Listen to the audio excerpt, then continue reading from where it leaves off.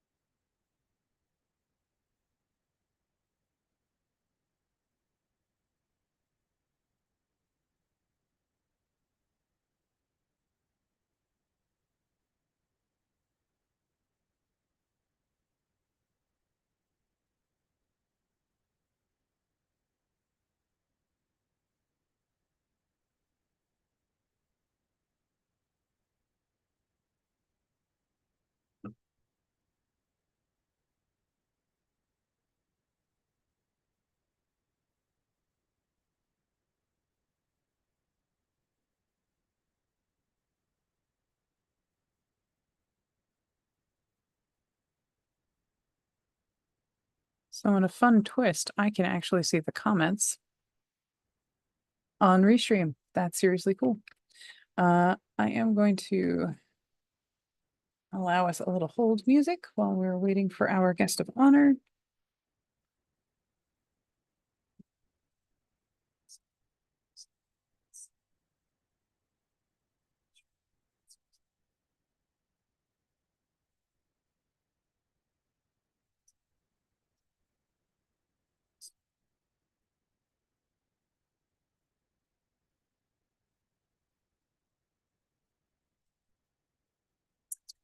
Let's use that.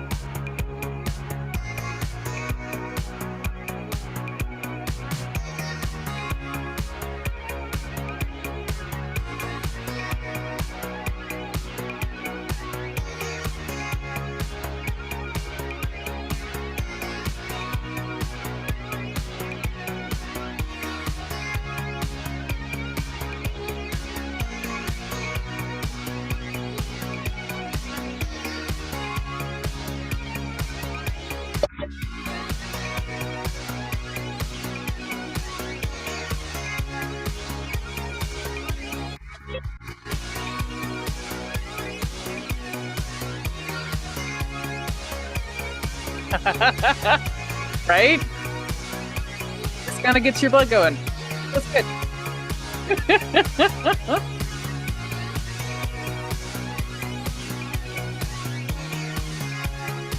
Hey, to be fair, I listen to this all the time, so I will not force you to listen to it now because we can always do it during one of our work blocks. Hi, how's it going?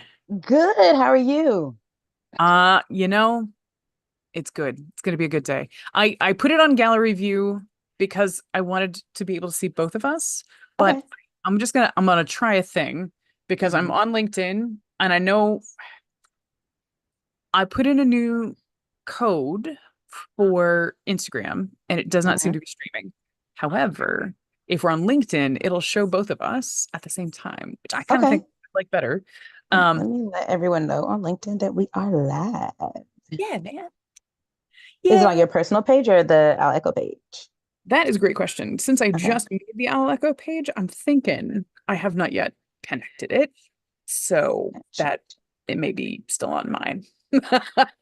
Um, all right. Before we go too much further, allow me to just say happy Thursday. Why, Cheers. thank you. Cheers. Oh man. I feel like are we both drinking water? Yes. Hydrate.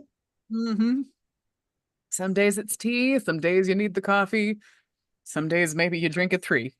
No. But today we gotta stick with water. Um, For those of you who are just now chiming in, welcome. My name is Kay Ross, screenwriter, producer, story coach, but otherwise known as the CEO of Owl Echo Entertainment. We're an up and coming production company here in LA. And welcome to our weekly Biscuits with the Boss. Or in this case, bosses, because what once started out as I had an intern who needed mentoring, and I wanted to make sure that we actually had like a dedicated mentoring time, and I really hate saying things multiple times, even though I definitely say it multiple times. I just thought, let's do it all together. I'll just, whatever brilliant things come out of my mouth, we'll just share with the world. But the truth is, I am very good with production, and our production company is very savvy with film and television production. But as an entrepreneur, as a business owner, I'm actually very new to the business. So I'd love to be the mentee now and learn from other, entrepreneurs, especially in the creative space, to see what you guys are doing so well. With me today, Raven, who is a longtime friend of mine. But she's also the Chief Administrative Officer and founder of Victory Administration, which I have to give mad props to because I personally would not have been able to make it through this year had it not been for this lovely woman right here. Thank you so much for being with us, Raven. You are welcome. Thank you for having me. I'm super excited. So excited. That's why I was just sharing on like LinkedIn. I was like, come talk to us. We're here. Super excited to have this conversation today. Well, I usually lead the dance with something ice breaking, but I feel Mhm. like we know each other fairly well. But the great thing about ice breaking questions is that sometimes we actually learn things about people you still already know. So I'm gonna go old school Ted Lasso and ask first concert, best concert. First concert was, I think was the Scream tour. Like back when I was a teenager and it was like when Bow Wow was still Lil Bow Wow and B2K and like that whole scene, that was my first concert. Um Best concert was not surprisingly, but when I took my mom, I think for Mother's Day to see New Edition. Oh, And it was such a great concert for a number of reasons, but they obviously didn't need any openers because there are so many subgroups and solo acts that came out of that group that they were kind of their own openers. And but they put on such a great show, and I love community just as a person, and I love diverse communities. So when I was there was such a huge range of people, like age range specifically of people, because you had people who were listening to New Edition at 12 to 15 years old, and then you had people who were listening to New Edition when they were 25, 30. So, and they were all there. Of course, my mom and I were both there, so that was a broad range, but that was probably the best concert. It was a really, like I said, a really good show, but just this sense of community was really sweet. Oh, I love that so much. Uh, when you said that, I was like, because I've whinged back and forth on what my favorite one is. My first one's easy because my mother took me as if to give me training wheels for my first concert. She was like, "We uh could just break you in." So we did Beach Boys at like a King's Dominion or something, and I was like, "Yep, this feels like a mother-daughter concert." Um, but most recently, I was able to finally see Erica Badu in concert, and I had mm, adored her music for so long, and her tickets tend to be pretty pricey.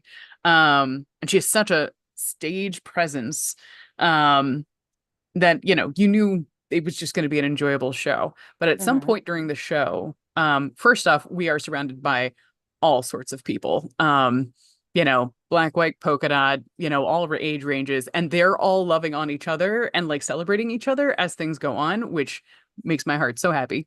But at some point, somebody in the pit area like falls, and other people are like trying to get them help, and she sees it. She sees the mhm, audience and that they're trying to get help, and she stops everything and asks like people to basically like pray for them and give them space. And um mhm, all I remember, because I was like, this is a beautiful moment.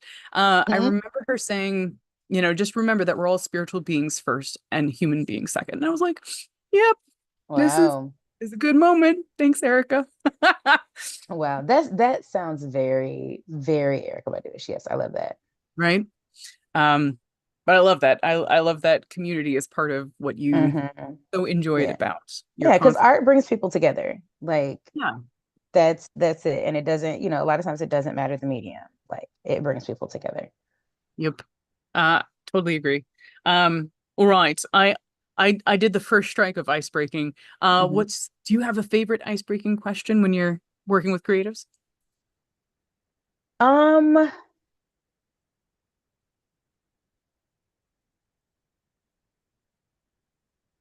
no, but I feel like a good one for creatives would be, did you have at any point an aha moment where you knew that art or art spaces were where you were supposed to be?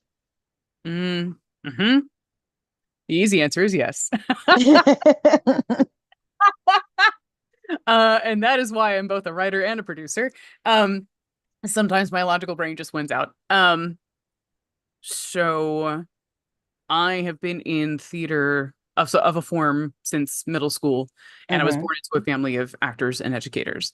And yet, I did not have my aha moment until junior or senior year.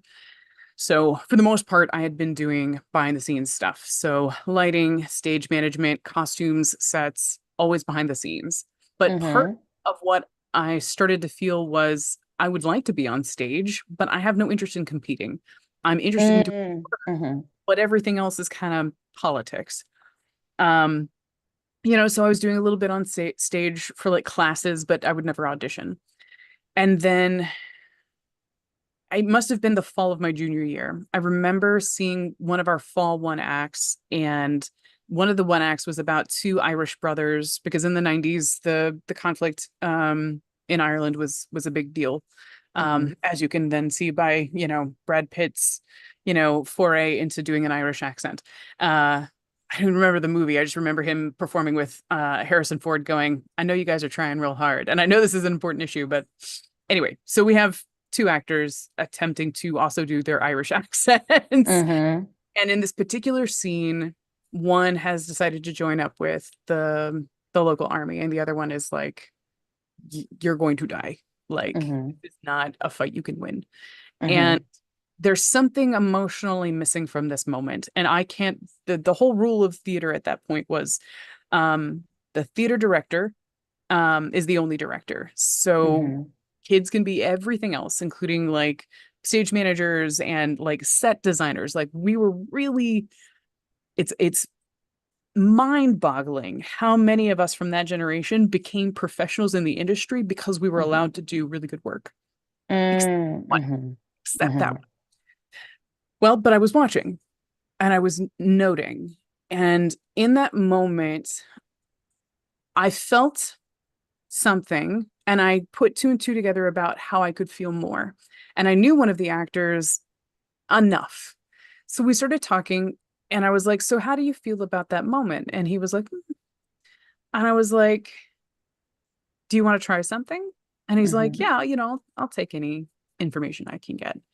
And he's like, and so I said, "So this moment is less about your decision and more about your choice, meaning you could Mm-hmm. go in one direction or the other. And while you as an actor know where you're going, we don't." And I said, "So if you want to play with something, I would say play with the pause, play with the anticipation of what are you going to do next?"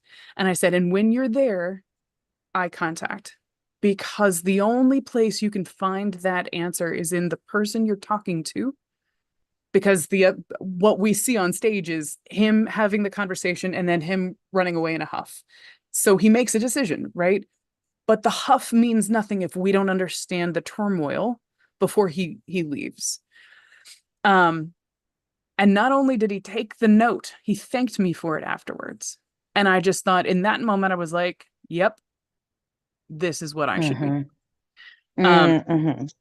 because it wasn't just that I observed it, and it wasn't just that I had something I could contribute. It was that I could articulate emotionally what was missing, and I could foster it in a way where it still felt like him, like it came Mm-hmm. from him. I gave him, guidelines, but he could still, work with it.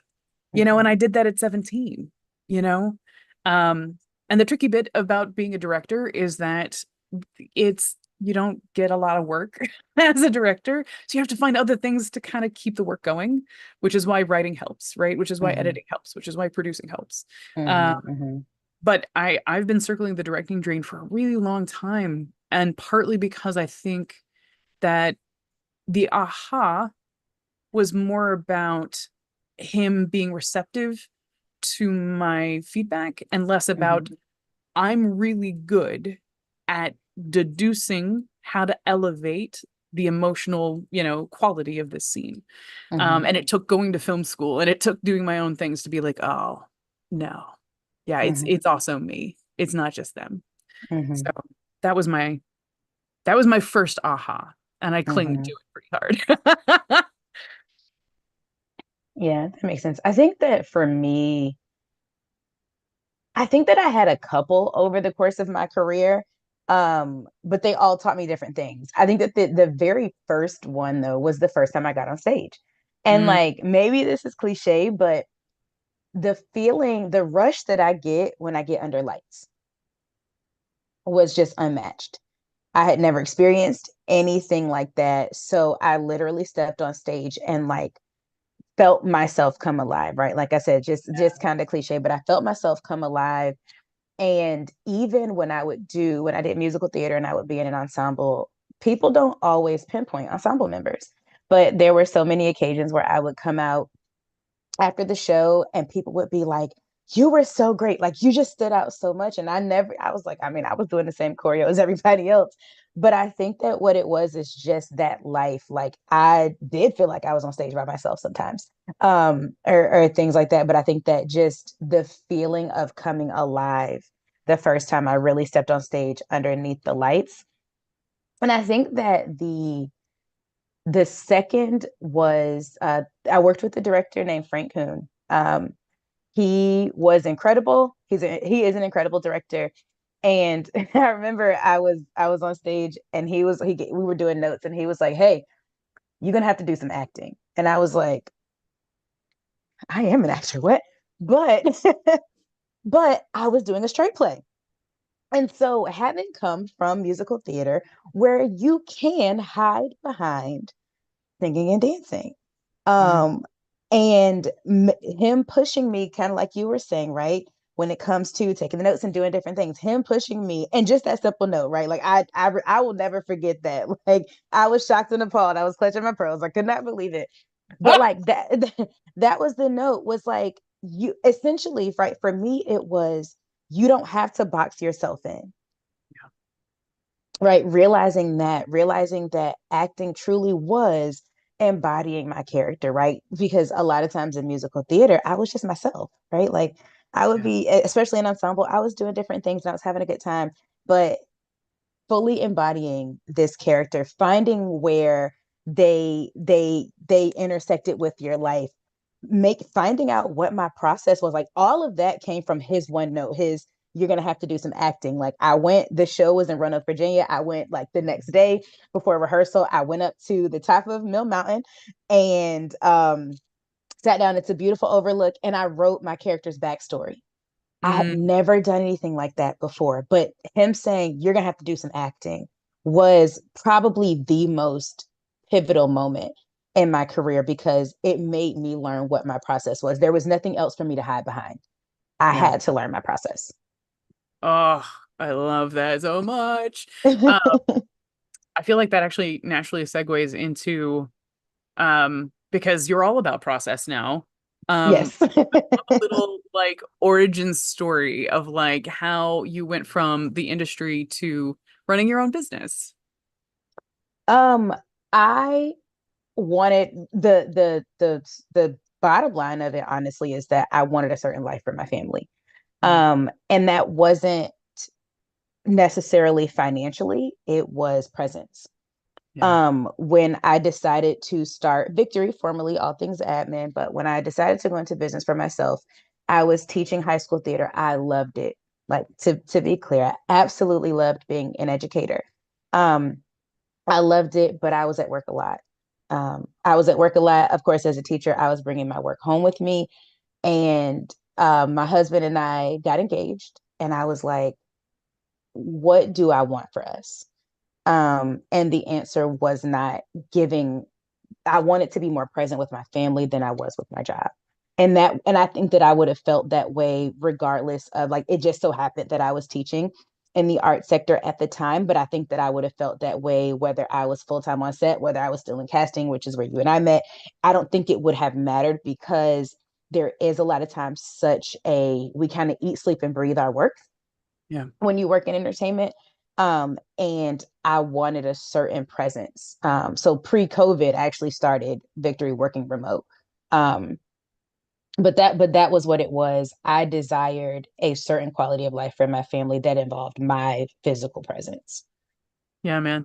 Um, which kudos if I don't say it enough, there's gonna be a lot of victory rounds for victory administration, but also cheers to your time teaching because I think it was the same year I was teaching, right? We both had our like 1 year. I think so. I think so. Yes. And like I said, incredible. Like I loved it. I loved working with my students, but I was like, you just, it is teaching is the, if you allow it to be, it can be the greatest heart-led work. Yeah. But the thing about heart-led work is that you don't leave it. You don't leave work. I was thinking about my students at home. I was, lesson planning, and I was like I said, it took me away. I mean, Yeah. yeah. Yeah. Totally But understand. when I started Victory, I actually was not working in the entertainment realm. I was just doing admin for different companies. And then I got my first creative client. And it was almost, I felt like home. It was almost that same feeling of when I got under the stage lights for the first time. And I was like, this doesn't feel like work. This is where I need to be. This is where I want to grow. This is where I want to thrive. This is where I can always learn because entertainment is so vast. And people don't realize that.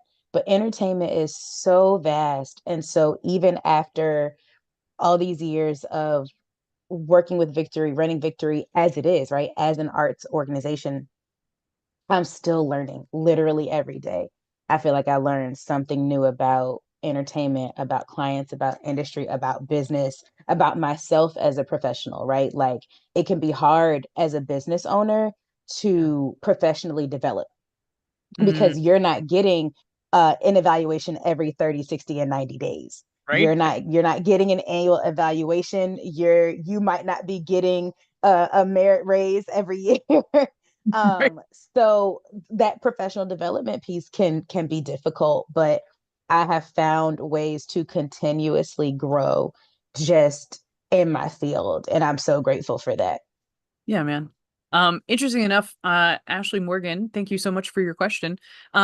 She asked, how do you find balance between family and career? And I feel like you kind of touched on that, but especially now that you've definitely found a groove, I think, Hmm. with Victory and the services that you offer. But yeah, how did you kind of craft the business and do it in such a way that you could continue to to show up for your family? I think that first and foremost, and I am a huge advocate in any area of my life, first and foremost is self-awareness. Mm, I teach and preach self-awareness in every area because I truly think that that is the beginning of everything that you're ever going to do is knowing yourself. yeah. So self-awareness, simple things like when are you your best self? For me, it's early in the morning. So it takes everything in me. You're in LA, it takes everything in me not to text you at 6 a.m. Now, that's not to say I haven't scheduled a couple text messages to go out to you at 12 p.m. my time, so you get them at noon, I mean at 9. But I'm my best self early in the morning. Yeah. So while my family is sleeping, I will get up, I'll attack things. Sometimes it's the like projects that I really need to focus on. Some things it's the project, sometimes it's the projects that intimidate me.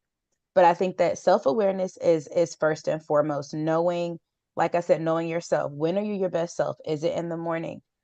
Knowing what your boundaries are, and I don't just mean walking away from work. Like, honestly, it's not always realistic, especially for me, like in entertainment. It's not always realistic to say, I'm not going to answer a text message after 6 p.m. Again, I have clients in LA. It's 3 o'clock for y'all. I can't make that rule. Yep. But I can say, I'm feeling a certain type of way. Can I take 30 minutes? When do I need to go and bring my daughter into the office with me? I block my calendar from 10 to 12 every day. Hmm. And it's literally just for my daughter's learning time. Now, I'm still available, but you will very rarely see me in a meeting during those hours Mm, because I'm out with her. We're at the zoo, we're at the library, we are painting outside. That's one of her current favorite things. We're doing something that involves me and her focusing on one another. Like I said, if there's an urgent email, text message, cool. Like I'm here. But in terms of, again, that presence, like I'm not in meetings, I'm not preparing for meetings during that time frame. yeah. But I think being self-aware, I also think knowing what your why is. I think again that's cliche, but for me, my family was my why. So for me to put them on the back burner for my work, my Victory is my baby. I love my company. But for me to put my husband, my daughter, even my dog on the Mm, back burner for my work is doing them a disservice if I'm claiming that I'm doing this business for them. yeah. Yeah. Yes.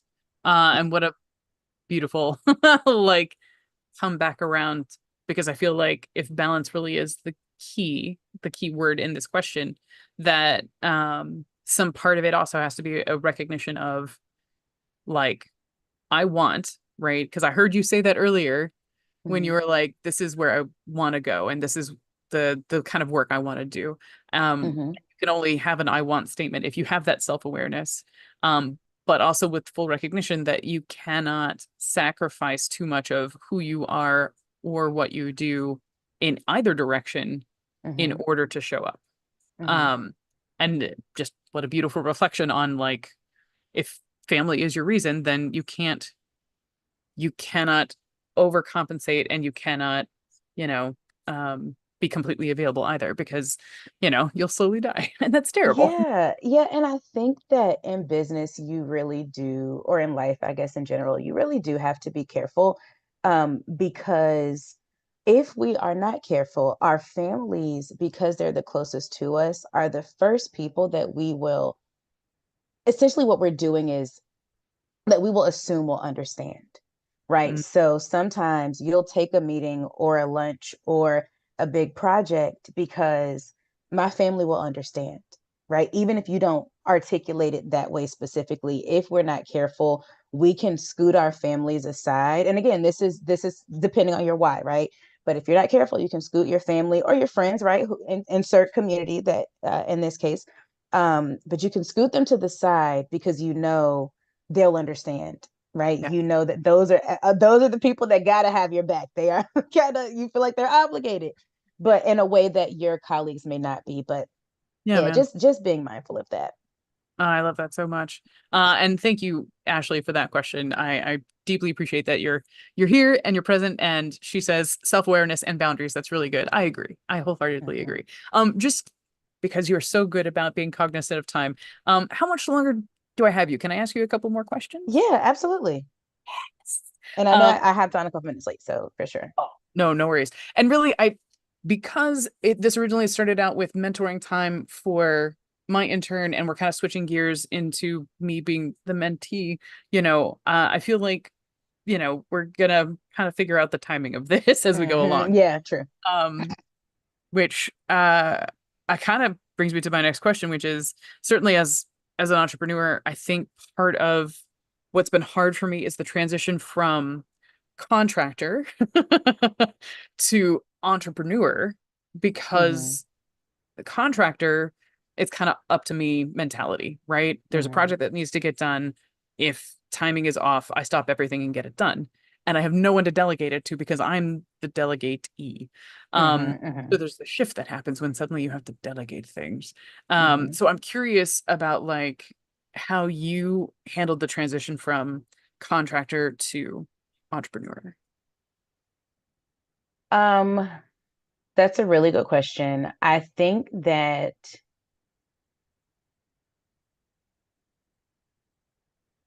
one of those things is finding training within your contracts first. Mm. And what I mean is sometimes I would get delegated projects, even now, because of course I'm still in a very client facing role, even as an entrepreneur. Yep. But if I get something from a client, I'm I can be thinking about how is this applicable for me as a CEO or CAO in my case? How is this applicable? So if I have a client that's like, hey, can you talk to these three people and get them on board with this project, then that is now me. Yes, I'm doing this assignment for them, but that's me learning how I manage. Yeah. That's me learning my management style. So even like for example with you when you doing sanctuary as a producer, like figuring out like really watching yourself, right? Like okay, how are people responding to me? How am I responding in high stress situations? Film is kind of a constant high stress situation, but how am I responding in high stress situations? Are my shoulders up here? Are they down here? But all of that is going to feed into your business because there are going to be times where you're going to have to make decisions on the fly. You're going to have to talk to people. You're going to have difficult conversations. I think that the other thing is just trusting the process because it is indeed a process, especially like for you coming, like you said, from being a delegatee. Trusting the process, trusting yourself, um, and constantly learning, finding ways, finding mentors. I am an advocate for mentors that you know. I don't Mm. like to just go out and find people because they said they're good at something because I don't actually know if you're good at it. So I'm an advocate for mentors that I know, right? I've watched you, I've worked with you or whatever. And then, hey, can you mentor me? Is a big thing. But I think the main thing is recognizing where you're hiding. So for me, because I'm usually in the background making things run, being the face of my company was a huge transition for me. I just did the first workshop and putting my picture on the flyer took me like a month and a half to drop that flyer because I was like, no, I'm not the face. I'm not the face. I'm behind the scenes. No, you are the face. You're an You are. entrepreneur, right? You run this company. You indeed are the face. But trusting yourself, trusting the process, like I said, reminding yourself of who you are, because that's the thing. Like, I am the CEO of Out Echo Entertainment. I am, such and such. Like, that's who I am. It doesn't matter what I try to tell myself. That's what my email signature says. That's what my business card says. That's who I am. But making sure that you are not allowing yourself to talk you down from the Yeah. position that you're in. Yeah. It's, it's amazing how sometimes you have to listen to the advice that you give other people. I swear I said that to somebody else the other day. I was like, no, no. because this is who you are. And if you it was something silly. Like I've seen CEOs do silly things like build IKEA furniture, which I can get a PA to do. And it's like, no, look how, humble and down to earth I am. And Hmm. it's like, or you've decided to do something simple because you're afraid of doing the hard thing, and everybody here is relying on you to do the hard thing. So please go Hmm. and do the one thing that no one else here can do, Hmm. please, for the love of all things good. Hmm. um, but it's so I take that advice with a hearty spoonful of medicine, reminding myself that like I have definitely said it to other people and I will have to remember it for myself. Because you're not wrong, and I think that does make it easier to delegate for sure. I feel like the other question that has been bobbling around my head, um, because I feel like, to your point, when I know people, it either makes things infinitely easier or infinitely harder. Um, and the breakaway point in entrepreneurship is when you stop selling and to the people you know and you start selling to the masses. So like right now I'm in that place where like I am definitely working on word of mouth. I've got enough projects going on where it's like, let me, stoke the fires of the people that I know who are closest to me, because I would rather build up and make those relationships strong before I have numbers in mass and I have no one to speak on my behalf. Hmm. Um, However, that means that at some point you have to make a marketing plan. And I just laugh Hmm. because the whole thing is just ridiculous to me. I'm such a, and I know but like marketing is either reach or impact. And Hmm. for me, impact is everything. I don't care how many people I reach, and then only 0.2% of those people actually click on the thing. Ugh, what is the point? Talk to the people. Like, pick up a phone or text somebody, or, make sure you reach them and get a real answer. Impact has Hmm. always been my strategy. But that's not how entrepreneurship works. And you have to Hmm. actually have a marketing strategy and a budget and blah. So when Hmm. you were faced with leveling up and starting your marketing strategy, how did you like, how much time did you give yourself? How much money did you give yourself? How much like grace did you give yourself? um at the beginning of marketing, I did not give myself, I did not invest a whole lot. I Mm, utilized my team. I have an incredible social media intern, Amari Mitchell. I don't know if she's watching, but I have an incredible social media intern. So the first thing I did, she's gifted when it comes to creating assets. I was like, hey, here's what we need. I did invest in new brand marketing photos because, like as I mentioned, now for the workshop specifically, I had to start marketing myself. And I was like, do I have the photos I want? The answer was mm, no, I didn't. So figuring out first what you need again to feel like your best self. For me, I needed new photos. Like my last set, my locks were like, I don't know, maybe shoulder length, like that's not even me anymore. Um, so but like also there has been a change in my confidence level that is like if I did a side by side from my first brand shoot to now, you can see that it's not the same person, and not just like age and maturity, but also like the level of confidence that I have. So I knew that that was what I wanted to portray. For me, what made marketing easy and go was that I marketed first because I've actually never marketed my client services. Um, Give me one. I'm so sorry. One second. no, no worries. Y'all, this is just what happens when you're not. Yes. Uh, Um, okay. And we're back. Um, for me, so I'd never had to market my actual um administrative services, like you mentioned, word of mouth. Now, it wasn't for me, it wasn't family and friends necessarily, but I never marketed it word of mouth. Thankfully, just kind of got passed along. But the workshops, I had to find a community, I had to find an audience. But I am so passionate about getting this information out that it made marketing come easy to me in terms of having the confidence to put the information out, having the confidence to have the conversations because I was so passionate about this particular facet of my business. So I think that if you need to break it down a little bit and like maybe you don't market all of Al Echo's projects at one time or all of Al Echo's service offerings. Maybe you figure out what you love. Like if it's Break My Story, because I think you really love Break My Story. Yeah, the Break My Filter thing is so fun. As you've been talking, I've been like, yep, this.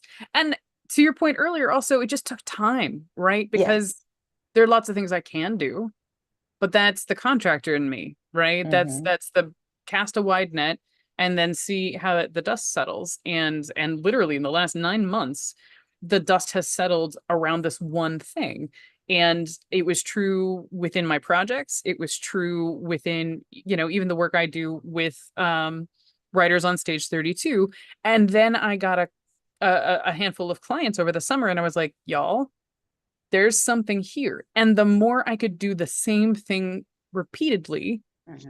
the more I could make the process. So when you talked about the process on the hill, I was like, I'm like, and the more I can make it into a process, the more I can shrink the time and build the assets around it and all the things I need to do to just focus on marketing that one thing. So you're spot on. You're spot on. Yeah, I think just breaking things down is such an undervalued thing. It's funny because my daughter watches a lot of PBS Kids, and that is that's such a recurring theme, right? Take a step back, break it down, but it's truly applicable, right? Like I said, I never marketed Victory as a whole or individual services. Every now and then, like if I was thinking about launching a new service, I might or adding a new service, I might say like, "Hey, does anybody want to test this?"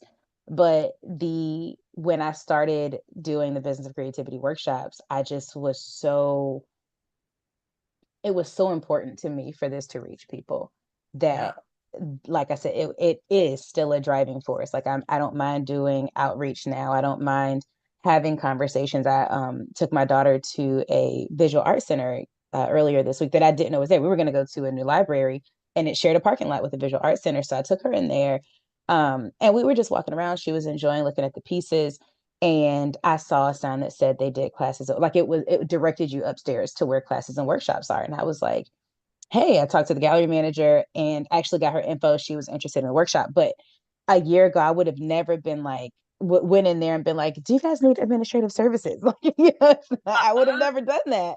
Um, I love that but it so was much. really, like I said, just the passion of like, they have a community that needs this. Yeah. Um, that's been driving me because that's marketing as well. That's awesome. Yeah, kind of let the audience lead the marketing. That is a really Mm-hmm. good idea. Um, and if I haven't said it enough, thank you for being the anchoring force to the creative mind, because even now I'm like, I've been the anchor for so many other people, but as I begin to create things and even create my business, which even if you don't identify as a creative person, the act of creating your business is Mm-hmm. in itself like your brain. I'm not ADHD, I don't think, but but my brain goes in five different directions at the same time when Mm-hmm. certain things are mentioned because the opportunities are endless Yeah. when you're an entrepreneur. Mm-hmm. So thank you for not just being able to relate to that as a fellow entrepreneur, but like then when working with us, like you very much have been that grounding force for creatives. Um, and I just to honor the final question, thank you, Ashley. By the way, I love that you're so interactive on our call today. What has been the biggest challenge in growing your business and brand? Actually, if you don't mind, I'm gonna start with that one just because one of the Yeah. hardest challenges for growing my business has been exactly what you've been kind of filling in with, which is don't invest in stuff, invest in people. I know that sounds wild, Mm-hmm. but like when you said I needed pictures, it sounds like it's an asset, but the thing you had to find was actually the photographer, not the photo, right? Mm-hmm. Mm-hmm. Or like when I have to do a shoot, I don't need to rent equipment. What I need to do is find the person who is running the camera and running sound, and they will figure that out. Mm-hmm. Now I can price check it, right? I can be like, how much are you charging me to rent equipment again? I can find that better over here.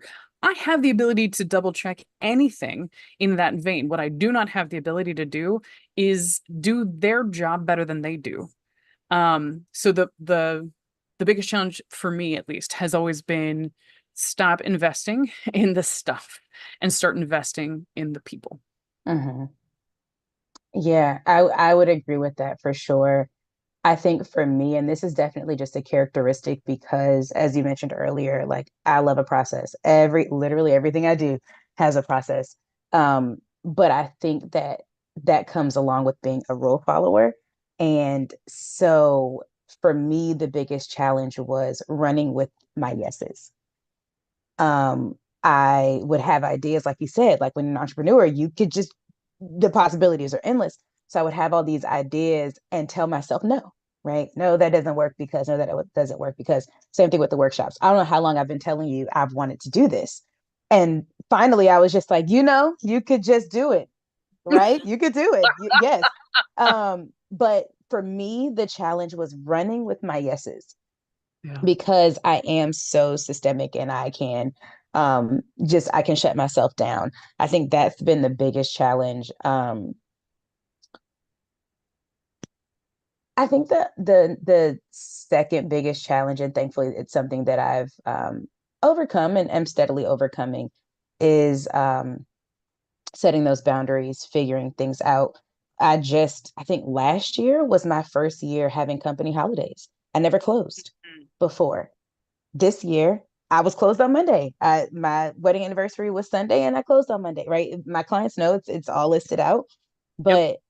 but like that was a challenge for me. Was like setting boundaries that made me do my best work. I talked to one of my clients on Tuesday when I was back, and I didn't realize, but I had been just on go mode all morning Tuesday. She was like, "Girl, you need to take every Monday off," but but it was just finding that time to refresh, Yeah. but giving yourself that permission to refresh. Like I said, I last year, I think it started with me just closing for the holidays, actually the year before.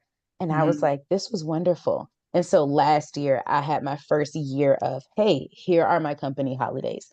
And I did, of course, the federal holidays, and then I also did the important dates in my family because companies Mhm. have floating holidays. So Yeah. for me, I could just schedule them out, let everybody know, but that has been pivotal for me, Yeah. is taking that time to refresh again, making sure that my presence is felt. Yeah, man. That's awesome. Ignoring the cat fight happening off to my right now. I have to say, just tail spinning off of that because the non-negotiable time off is so important. I made the promise a long time ago that I would take Sundays off. Although what's happened with Sundays, it's because way back when you and I first knew each other, I was single, and well, actually, when we first met, I was married. But when I first started in massage, and massage is what got me through film school, I was single, and so everybody else had, significant other or child or an elderly parent, something where if they had to take something off last minute, they would call me to fill in. Hmm. And Hmm. being completely flexible that way, yeah, it'll pad your bank account, but it also makes you incredibly miserable.